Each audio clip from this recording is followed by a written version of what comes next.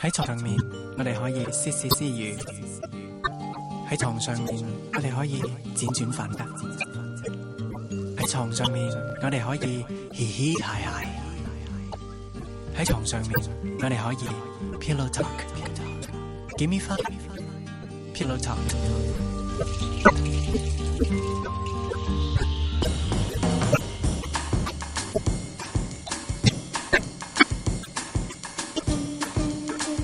我哋請嚟兩個嘉賓嘅，係啦，咁聽佢哋女嗰個話好唔中意男嗰個嘅咁樣。男嗰個頭先都有，不見得喜歡女嗰個啦。但係明明我見到佢哋嗰啲 single 就好似好 friend 咁啊！直情係都係模擬情侶咁樣宣傳喎。係虛擬嘅一個圈子嚟㗎啦。係啊。你上次問佢同阿許廷鏗係咪真係 friend 之後，你今次係咪要問呢個？唔係，係咪真係應該係真唔 friend 嘅佢哋？係啊。咁我哋有啊朱廉若希，同埋今日出佢嘅新碟啊 Hubert 王君，恭喜晒你！點解你兩個好唔中意大家？我真係唔好話唔中意，討厭咯。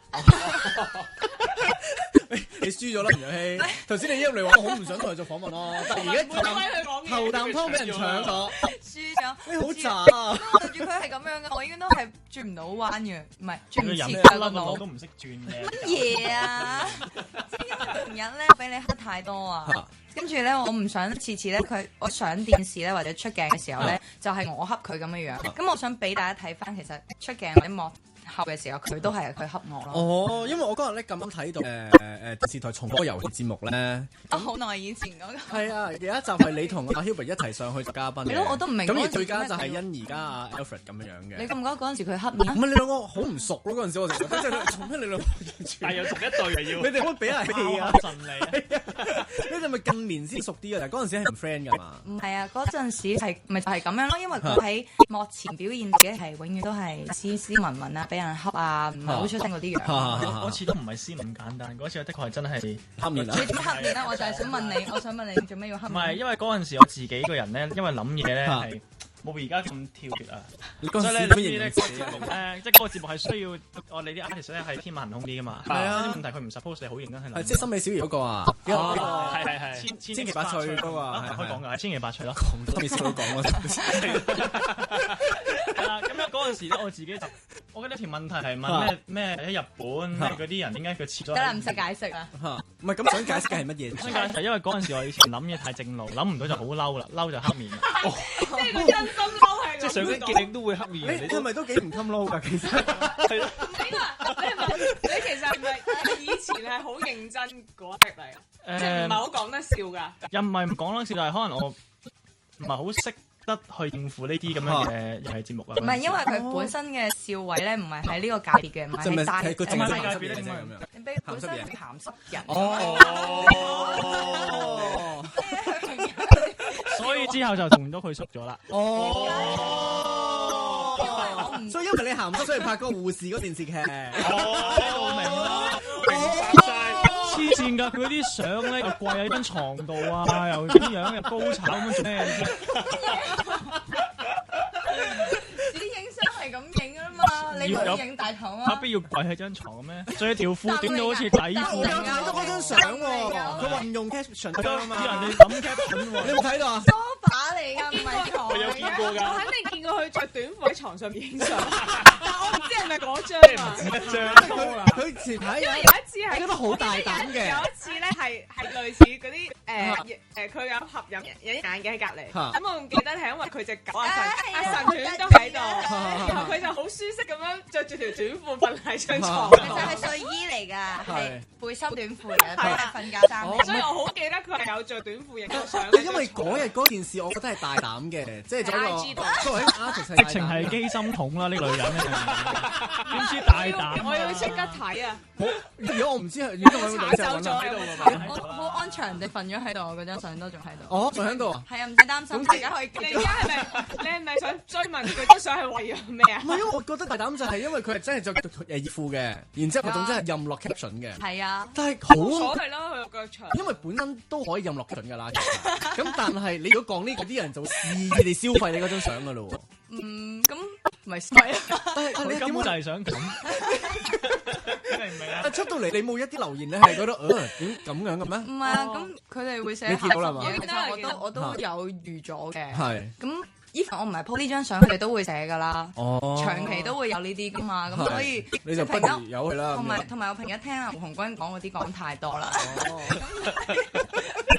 我已經麻痹咗。咁我知你中意聽啊嘛。OK，咁有冇問我意見係我冇諗過。你兩個咪想傳飛開先㗎？做咩啫？打成馬跳咁樣都。佢哋有影過一張相嚟宣傳佢哋 single 㗎。我記得好似係咪胡鴻鈞嘅側面定係 Jenny 嘅側面，但係就 set 落胡鴻鈞度。係啦，因為其實拼圖嚟嘅。喺歌入邊咧，同埋喺現實入邊咧，佢都係對我有意思嘅。算吧，係因為好遺憾就我對佢係冇感覺啦。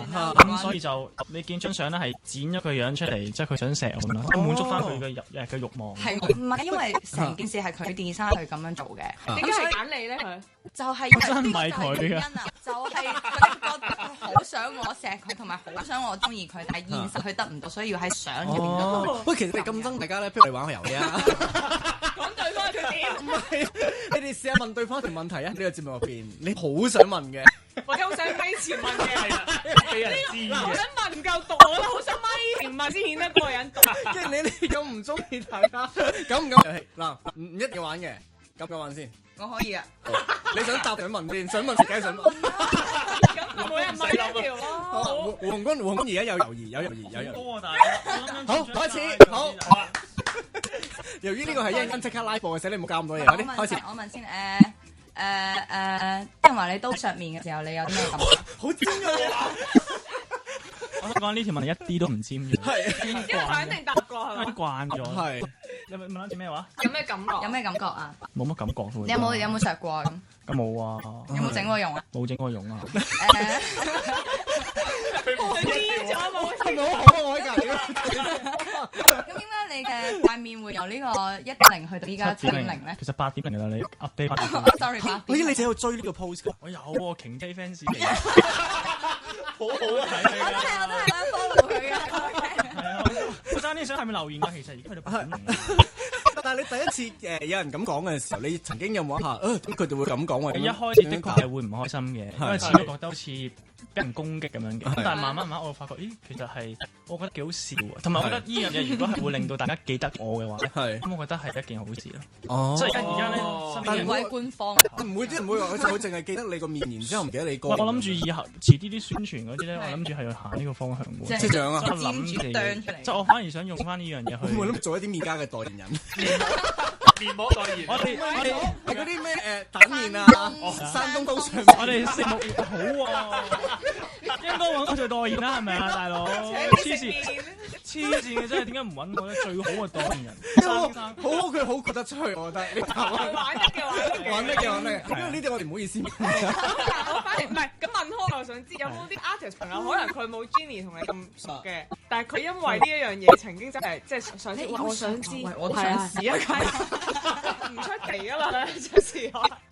有冇乜喎？真係有冇試過嘅？因為你講真，如果唔係如果話唔係好熟，就唔會咁講啲咁敏感嘅話題嘅。所謂都係借刀殺人啫嘛。即係我都唔會係你唔熟咁講佢個名出嚟啦。我都唔會走去問佢有冇俾人包嘅。標榜佢咩出嚟街㗎？你哋公司呢個真係有幾大喎？係啊，我見佢嗰個工作人員淨係笑咗喎，完全冇阻止嘅吹動。咁呢個係你要問我嘅問題。入咗啦已經。好嘅，即係問我答得㗎啦嘛。我好明顯賺錢好多啦，唔使俾人包啦。唔係喎，啲人話你嘅收入同你嘅支出唔成正比喎。收入其實我揾好多錢嘅，不過啲人點會知你收入？點知道？即係咧，會知㗎嘛？點解你會知咧？我哋大家同一間公司，大概你做會計部嘅，順便兼職。所以你就要檢討下咯，點解你個 range 同我個 range 講真嘢嚟好尖啊！點解我有咁多廣告你仲要我帶貼，跟住而家完咗約貼？其實你兩個會真係嬲㗎。係我經過嗰下其實係嬲。我唔做呢個訪問。太好啦！我做咁多年就係想啲金拍佢走。咁之後我報咗點啊？有佢啦，留翻專嚟喺度講咯。係多謝大家支持我哋9點半嘅。但係你哋私底下咧，譬如真係有陣時有新聞啊，成出咗嚟嘅時候咧，你哋係會唔會嘗試打電話去喂點啊你，或者係慰問下，或者即係咁你第一個階段你冇理由，如果你第一單有單信輸咗，你唔可以嚟日都笑佢噶嘛？係啊，通常我哋嘅相處模式就係第一句就係你就紅啦，上封面啦，即係同阿嬌啦。我覺得嗰次取笑嘅，係因為我同佢嘅封面咁啱係佢有出封面，不過第二本雜誌。我哋話睇下邊個封面勁啲。你嗰期個封面係講咩？都係話係嗰啲，都係嗰啲咯。包啊！咁你同阿嬌嗰單嘢係點嘅咧？仲要講咩而家？唔係因為我冇 follow 咯，我淨係睇到咩啫？哦，就係話係澄清咗假嘅咯咁咯。哦，突然間你咁笠隊嘅點解？因為呢個唔夠爆啊！呢啲要爆呢個先好大聲。我見你兩個頭先質問對方嘅時候都幾狠喎。我想問現實中啲記者對你哋狠唔狠嘅咧？平時定係會識住你哋嗰扎嚟嘅？即係唔同記者應該比你哋互相問，可能再尖鋭多啲啦。係咪咧？一時時就睇下邊一批嘅。有冇記者有風格嘅？有冇記者試過令你爭啲即係嗰啲叫咩？淚灑當場或者想爆，但係忍得住嘅可能係。冇啊，通常記者問嘢都溫和啲。我諗係我啦，我自己試過就係比較溫和。係。咁你答一段好長嘅嘢，如果係攞唔到佢哋想要嘅嗰一句説話咧，佢哋會繼續問到，咦？仲有一句有少少你可以攞嚟做標題啦，咁就可以識玩喎。公司有冇人教過你哋應對呢啲嘢㗎？其實係靠自己摸出嚟㗎呢一個法。其實教都冇用嘅，都係要自己摸。因為好即時。係啊，因為你係醒㗎嘛，其實你就某程度可能你會知道個記者唔醒嚟㗎。唔係，我唔介意認㗎。我追睇 Jenny 嘅心多啲，我哋咁夾得唔得？我唔醒㗎。我覺得係豐富好多。唔係，我覺得係你耐咗，你一定會知道啲記者大概其實佢問嗰樣嘢最後想得到咩㗎嘛。有陣時你會估到㗎嘛。咁你會係你通常嘅心態，我知你想要咩㗎，好啦，我快啲答咗你就算啦。我會答啲似有還無嗰啲嘢咯，因為其實佢哋都係交差嘅啫。即係你會令到佢有功課交，有功課交嘅。咁如果我答完佢哋冇功課交，佢哋都好攰㗎嘛會。咁啊係，大家好錯。係啊，即係咁問，咁咪我答佢唔啱嘅嘢，跟住佢又要再問，跟住其實問嚟去去都係問緊嗰啲説話，冇意義啦，唔嘥時間。哦，原來佢哋講得好認真嘅，唔好聽。瞓着啦。真話嘅就唔好聽。我哋全世知道嗰啲。但係真係嘅，咩令到你唔同咗咧？我想知道。其實因為啱啱入行嘅時候，的確係好繃緊，因為唔係好識，唔係好熟習個環境啊，好多嘢都好謹慎啊，都係 make sure 自己唔好犯錯啦咁，自然就會。你喺度笑咩啫？你咁認真係啦，你繼續講。係啦，咁自然嘅人就會好容易係好拘謹咯。咁但係慢慢可能喺呢個圈耐咗啦，咁開始知道或者熟習咗個環境啊。咁我都其實我本身都係一個好中意玩啊，貪玩啊，好中意搗亂。因為我讀書嘅時候已經係一個咁樣嘅人嚟，喺班上面係嗰啲破壞分子啊、滋事分子嗰啲係。即係做啲咩㗎？會係哇？你邊一類嘅滋事分子？嗰陣時咧，我間學校男校啦，咁我記得有個老師咧教 physics 嘅，咁佢係叫做自己笑咗先，即係有啲白頭髮嗰啲好即係好似嗰啲電影嗰啲咧，電影入邊咧係博士咧，即係俾呢啲學生恰都唔出聲嗰啲類型嚟嘅。係，咁我又冇咁，所以我冇恰佢，但係我係會。我記得嗰陣時係落 lab 啦，咁我 lab 好大，我哋分一張台咁樣坐啦，可能10個人一張台，10個人一張台。然之後咧，我就同一個 friend 夾埋咗，就話嗱，間咧我喺後邊咧會播嗰啲咁嘅歌啦。係。然後當我播嘅時候咧，咁佢個老師就真係傻頭傻腦，即係朝住個聲音嘅方向行。咁行到我啲台嘅時候停，然後我個 friend 喺前面播咁樣咯。即係我有呢啲咁樣嘅，係咪啊？即係佢一路都揾唔到個源頭。係。咁好趁佢呢個，咁都唔算太壞嘅呢個。咁啊唔會太壞，因為調皮啲咯。咁啊，我都有修養嘅。咁又未去到嗰個程度。零同1中間仲有好多嘢。係啊。咁你啱入行係因為你唔想出錯，即係你費事人哋覺得你好麻煩，所以你樣樣都就住。因為的確雖然我係骨子裏嘅反叛啦，咁但係我亦都好驚。因為由細到大屋企都好嚴嘅，唔可以喺啲public嘅地方公開嘅場合，唔可以俾人覺得好曳。哦，係啊。咁到幾時你開竅啊？知道原來可以咁噶？我會覺得我而家做人嘅宗旨舒服，即係起碼我要自在。係就俾人即係如果我唔自在、唔舒服嘅，身邊啲人都唔會舒服。咁你屋企人有冇覺得你壞咗好多？壞喎，即係突然間又零咗一百咁啊，咩都唔制咗啦。唔係，因為我喺屋企都唔會話十分過態循規蹈矩嘅，即係以前細細個都係唔會話真係嗰啲哇咩係咯，都會有時會頂下嘴啊。人搏下咁樣嘅，咁而家同埋因為屋企人都會跟住呢個潮流時代嘅進步嘅，咁佢知我入呢一行，咁開始嗰個 mindset 都會 open 啲，會好啲嘅。屋企人有冇叫過你嗰陣時，即係未出碟之前有一段時間，你都即係上年係咪應該？嗰段時間係可能靜啲噶嘛，但可能你同公司或者都係巨星出身嗰啲都陸續出碟啦。你嗰陣時屋企人有冇叫你唔好再等啦，咁不如算啦咁樣？咁啊冇，佢哋。嗰段時間反而叫我多啲翻屋企食飯咁樣咯。因為以前係啦，我回家啦。咁多錢啦，唔係啊，唔好咁揮霍啦。以前唔係因為以前的確多嘢做嘅時候，好似喺屋企啊。係。咁反而屋企人會覺得其實冇嘢做，即係佢覺得又唔係等呢樣，你冇嘢同埋多啲翻屋企陪我哋咯咁樣。係啊，同埋佢而家好叻㗎啦，佢買咗層樓㗎啦，學宅添。佢有冇準備講俾人知㗎？同屋企人一齊好孝順嘅佢。呢個同 cut 咗佢。冇諗住俾你知嘅。佢呆咗，突然之間。你啱啱先計我自己10幾廿個廣告又剩嘅話，冇你揾得咁多，而家又幫我。咁唔計可能係有幾廿個豪仔揸手呢個雜誌咧。幾廿個豪仔都唔係佢個名嘅，不過就。我睇啲雜誌話你架車都幾靚㗎嘛。靚嘢。升得好多嘅。但係咧架車咧，因為係公㗎嘛，咁係仲有一半呢架車都唔係我嘅。哦。係邊個升嗰個啊？我嗰個係會計師嚟㗎嘛。好似係，好似係。其實咧真係。仲有一半。即係佢以前係公務員，我以為真係有個人㗎。我哋姓郭嗰個啊。姓郭嗰個咧就係會計師嚟嘅。其實我有好多個會計師嘅，同埋我另外一個有個女仔。因為呢件事就因為佢哋咪係追訪我個會計師嘅，跟住我見到個會計師其實好驚啊。跟住我就算啦，我而家可唔可以就將啲嘢咧就調去第二個會計師？咁所以咧我而家咧就轉緊個會計師啦，個過程啦。咁所以而家如果再去 check 嘅話，都仲係 check 到姓陳嘅係嘛？可能。依家慢慢你會 check 到係另一個姓鄺嘅。鄺嘅。係啦。女仔嚟嘅。女人嚟嘅。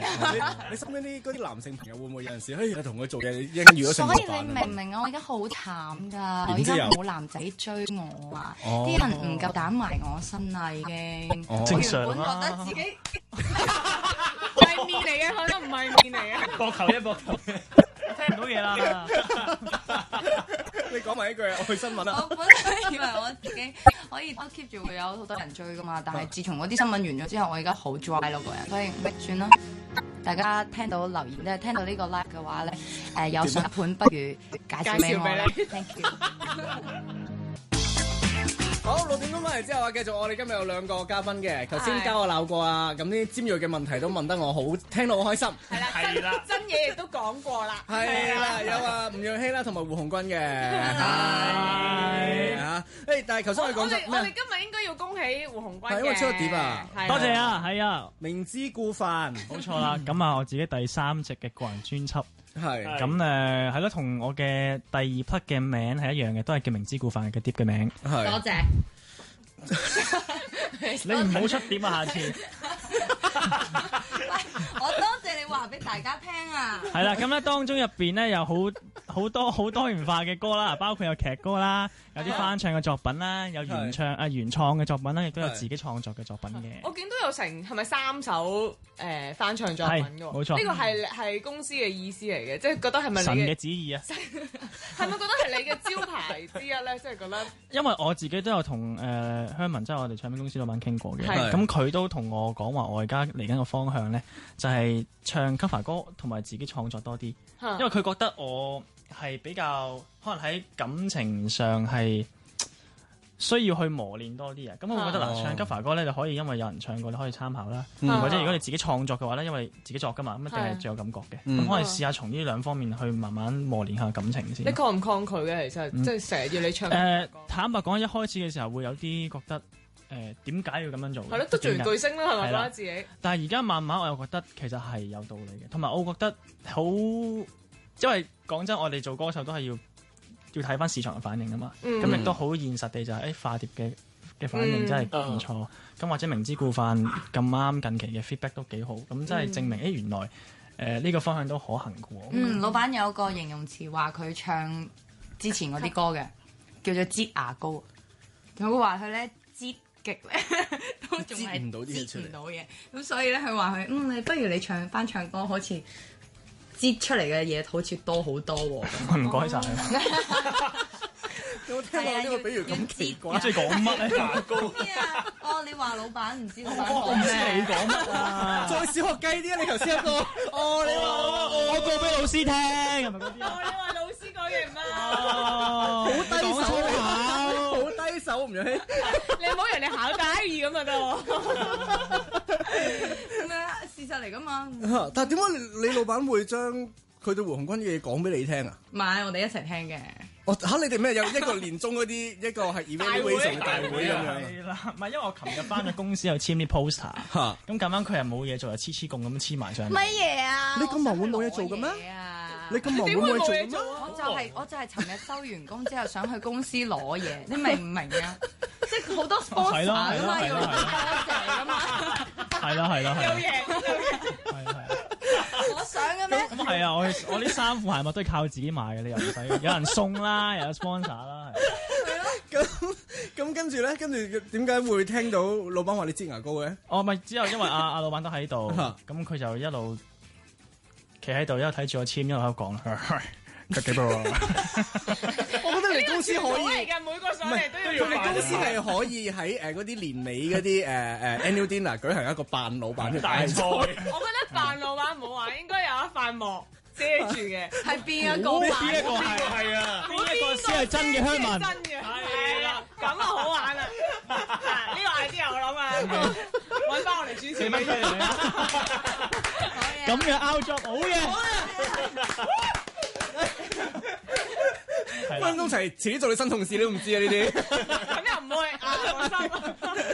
咁跟住佢就講開你嘅唱歌啊嗰啲咁嘅嘢，即係大家探討下嚟緊啲方向啊咁樣。OK，咁佢有冇點樣形容下阿 Jenny 咧 ？Jenny 係啊，未來嘅天后咯。冇啊！嗱，呢個係佢自己作㗎，老闆係冇咁講過。有啊，冇。有講喺我面前講過咯。冇。喺我面前，唔係你面前。點解佢無啦啦會同你講開？屙尿啊，知唔知啊？有冇啊？有冇啊？又嬲！喂，呢個都小學計翻，你啲層次好低啊！打和啦！呢個頭半個鐘呢個話自己有修養，可唔可以幫我對剪成為一個 trainer？都有修養㗎。咁老闆又係幾時同你講啊？佢係未來嘅天后啊咁樣啊？之前咯。因為佢話佢啲歌啊、啲 hit rate 啊、點樣 KKBox 啊、iTunes 啊、YouTube 啊咁。我哋老闆咧講嘢有少少誇張嘅。你驚唔驚㗎？你聽到呢嘅？好驚㗎！即係啲人會開到即刻落嚟做文章㗎嘛？會㗎。係咯，吳若希未來天后咁樣嗰啲。同埋我會淆底啊！你？係啊，因為其實咧，我每一次即係對自己好有即係點講要求好高嘅時候咧，我就會越做越差。咁我反而曾經嘅例子係。曾經其實唔需要就幾日前啦，幾日前，因為我哋去咗馬來西亞嘅頒獎典禮嘅。好叻啊！你又想知我，唔係你又知我想講呢個嘅。我幫佢講下啦，因為佢又知，點解你知咁多嘢嘅咧？因為咧佢個人咧就喺上台會俾自己好大壓力嘅，即係其實就應該冇乜嘢嘅，即係佢會，但係佢就會覺得好緊張啊！啲歌詞唔知背得熟唔熟啊，把聲唔知夠唔夠開啊，然後就會周圍揾人啲手嚟咬啊、演啊咁樣嘅。變態嘅條女同你講，你係嗰啲典型嗰啲麻煩嘅女朋友嚟喎，有冇俾我咬一啖啊？即係嗰啲咧，所以係啦，所以你就唔好埋怨。佢係典型其他女仔會唔中意佢，因為覺得隻手我男朋友嘅，做乜咬我男朋友隻手啊？都 OK 嘅，我啲公司同事都知道我有呢個癖好㗎啦，咁所以通常都會 stand by。即係你都係揀翻公司啲人嘅。通常都係㗎，唔會突然間揀啲揾個 fans 啊嘛，即係隔離公司嗰啲歌手。係啊，但係有分嘅，有啲好咬啲，有啲唔好咬，同埋有啲好黏啲，同埋有啲冇咁好黏。即係如果貨黏咧，就應該 Alfred 係好黏嘅。點解咧？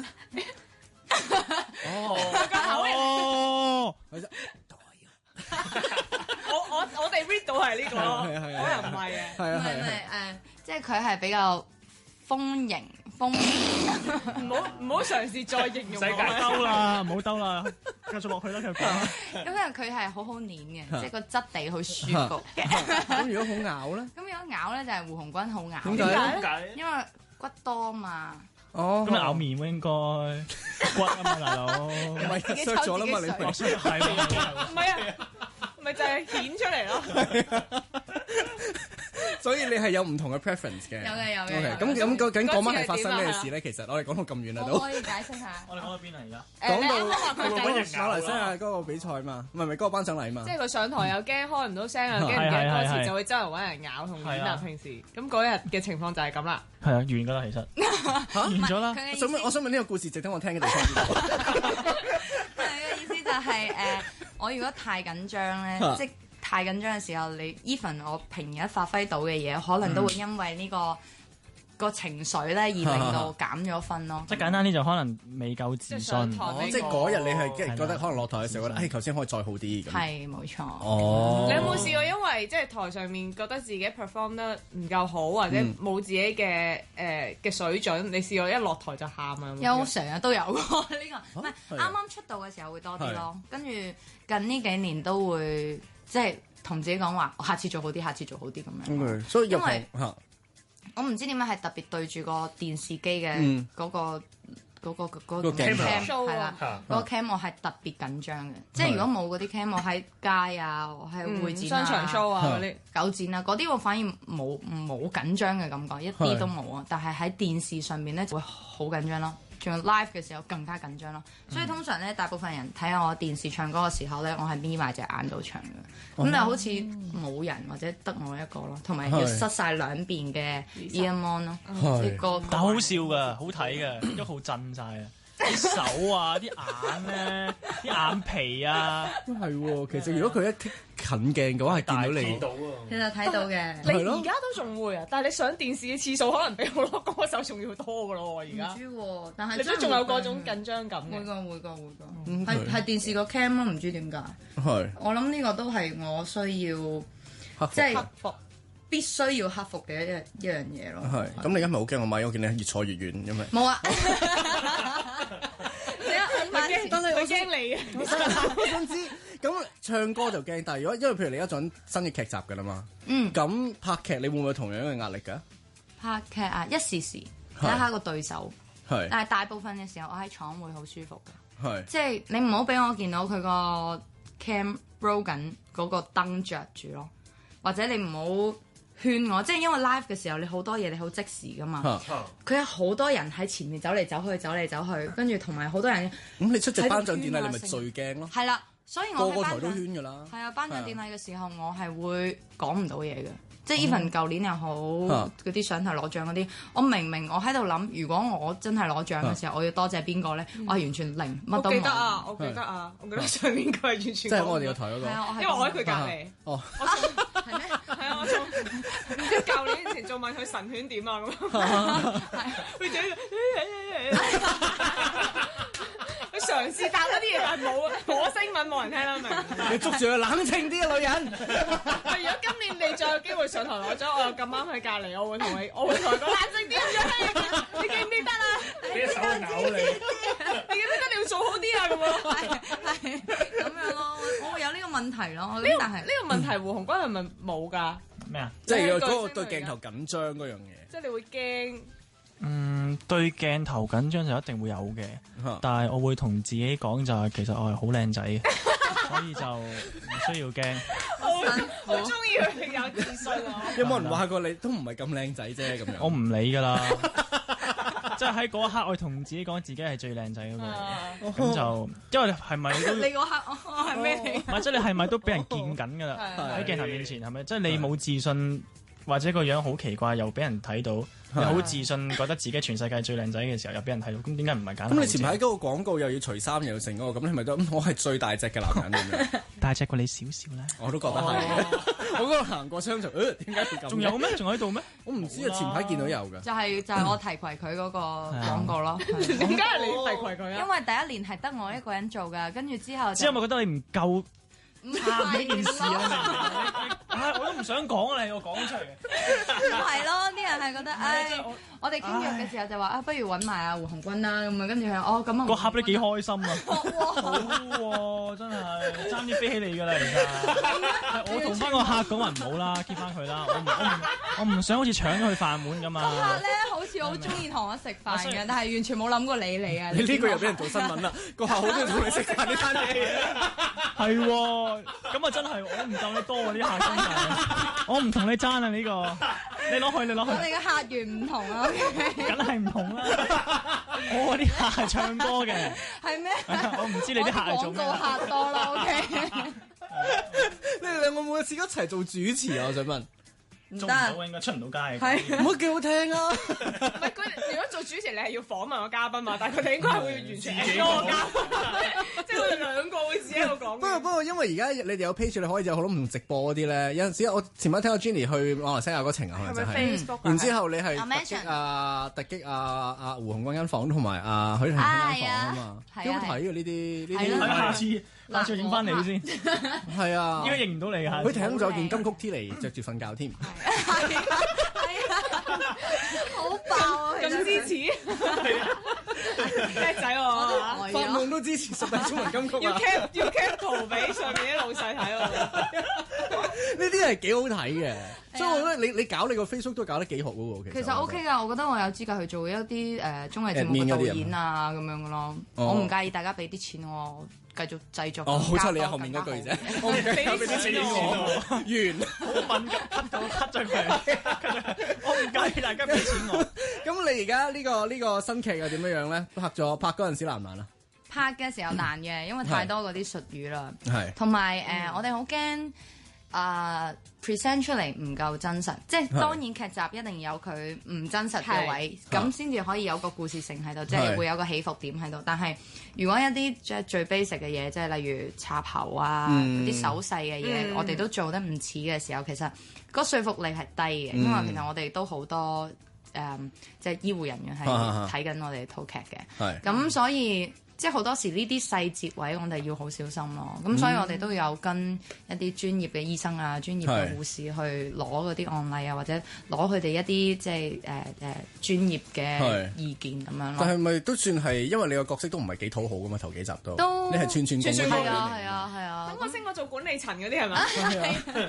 我睇住你執屎啊！好真實呢對白。其實唔討好嘅初頭，我自己都覺得係人憎嘅。咁但係到後期，其實我有個轉變嘅，即係同大家相處，同我哋嗰班叫 Ten Six 嘅相處落之後，就會有感情啦。當然咁之後，我自己都會有條感情線嘅。咁嗰條感情線其實就變翻似翻我嘅本人咁樣咯。即係可能對出邊嘅嘢係好 tough 嘅，咁但係一對住感情，你就會係小女仔咯，即係小鳥依人咁樣樣咯，即係覺得男仔話咩就係咩咁。咁當然最後嗰條線都即係唔係一個好結果咁，但係都 at least 即係有一個過程，有個起伏咁樣轉。但係你係咪真係咁天然呢個你會唔會真係細細個係身邊啲女仔會比較妒忌你多啲，或者唔係咁中意你多啲嗰啲人嚟？其實唔會唔中意我嘅，因為我唔會唔中意。睇翻佢以前啲相，你知咩事？乜嘢懶得朋友一下，因為大家嘅好朋友啦。嚟㗎，OK。邊間學校嘅校花？我想知喎。我喺荃灣潮州公學㗎。OK，咩又未去到校花嘅，但係你唔好咁搲爛塊面，自己講呢啲出嚟啦。唔得，你對住胡鴻鈞真係好辛苦啊！佢真係高張過你好多。佢只係一句，佢只係一句。你就即係我係校花嚟㗎。唔係，咁但係因為我係嗰啲係人都玩得嗰啲嚟，咁所以啲女仔冇啲措辭可以玩，你啲措辭可以好啲啊！你唔好再俾人誤解你啦嚇！我同個個都玩得好好嘅，咁樣都咁嚟嘅，相處真係嬲。咁所以咧，我都幾多朋友嘅，但係到後尾大個咗啲咧，跟住發現好多女仔朋友咧就會阿 A 唔中意阿 B 啊，咁但係我同阿 A 同阿 B 都好 friend 嘅時候咧，咁我就覺得好難取捨。咁阿 B 又會同我講阿 C 嘅壞話時候，咁我索性我唔理你哋啦，咁我自己一個人玩啦，你哋自己互相唔中意對方啦，咁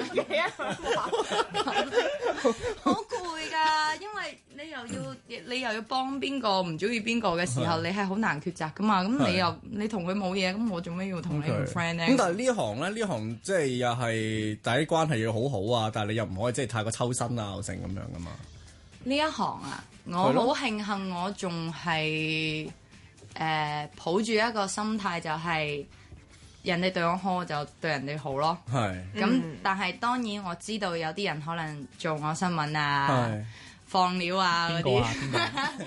冇啊，上晒位㗎啦。邊個啊？你知道你通常係咪扮唔知啊？如果係。我扮唔知㗎，但係你心入邊就會知嘅，即係提防嗰個人，唔會唔知咯。其實有啲嘢，因為個圈咁細，係咯，咁所以我會覺得咁既然幫到人，咁咪幫下咯，係咯，咁算啦，由佢啦，唔幫都幫咗啦，都冇得要你批唔批准啦，因為佢要利用你嘅時候。係咯，咁所以唯有之後自己小心啲咯。咁但係自己你要抱住一個心態就係。人哋對你唔好，你都唔一定要對人哋唔好咯。即係人哋對我唔好，咁我咪做翻好我自己嘅嘢，唔好再俾人哋有機會去令到我有唔好嘅新聞出現咯。所以你嘅氣場弱過胡鴻鈞好多。你今日長期處於下風。唔係，其實唔係嘅，係我平日都係咁嘅。佢一認真就處下。係啊，渣。佢認真我哋個全場嘅氣氛就 drop 咗。咁啊，介紹埋你嘅新歌啦，都係呢套劇嘅主題曲啦。冇錯，我聽到開頭聽咗幾次咧，因為我未睇歌詞啊。我話夜場有星光，點解邊個場有夜場？好嘢 Eric，因為我聽咗好幾次，邊個夜場啊？我話點解歌詞會咁嘅？原來係長短個長。其實諗都諗到啦，係嘛？我真係諗咗好耐，夜場有星光。但係都 make sense 嘅，夜場梗係有星光啦。嗰啲燈啊，閃閃咪係星光。Disco ball，係啦，介紹埋呢首歌先。呢一首歌啊，主題曲咯，係啦，同埋即係一首悲情歌嘅 melody，但係勵志歌嘅歌詞。係，唔係兩首歌成績都幾好啊，因為都係上咗嘅其中一個網上買銷售榜嘅 number one 啊嘛，即係 digital format 嘅 number one。係啊，好開心嘅。咁你Hubert 就出咗碟啦，今日。咁啊，你咧？你預計幾時啊？出年頭出咯，年頭嘅時候但係未定係幾時，因為而家錄緊歌，錄完歌應該就會出噶啦。OK，我到時再揾下你同邊個一齊上嚟好玩。